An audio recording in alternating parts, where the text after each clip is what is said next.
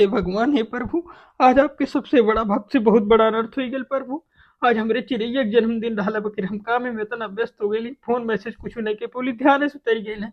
बकर जैसे ही फ्री भैली फोन करत थी, मैसेज करत थी, हमारे से कोनो उत्तर ना आइल। कम से कम 100 फोन कैले, 50-60 मैसेज कैली। अब इनके 1 घंटा बाद एक ठो उत्तर आइल है कि मैं ढेर फोन मैसेज करबा, हमारे जन्मदिन रहे बिछनाई कैले बाटा, तब तोरे नाम के मृत्यु पत्र लिख के कुआं में कूद जा। तब से हमारे एकदम फट के हाथ में मांगल में प्रभु, हमारी मदद करी भगवान, हमें कुछ समझ ना हो तो हम क्या करी।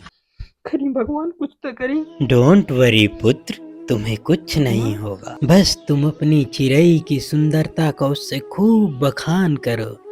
स्त्रियां अपनी सुंदरता की प्रशंसा सुनकर मनमुग्ध हो जाती हैं और बदले में तुम्हें ज्यादा स्नेह देगी और तुम्हारा सम्मान भी करेगी पुत्र। यही जीवन का परम सत्य है पुत्र। थैंक यू भगवान जी।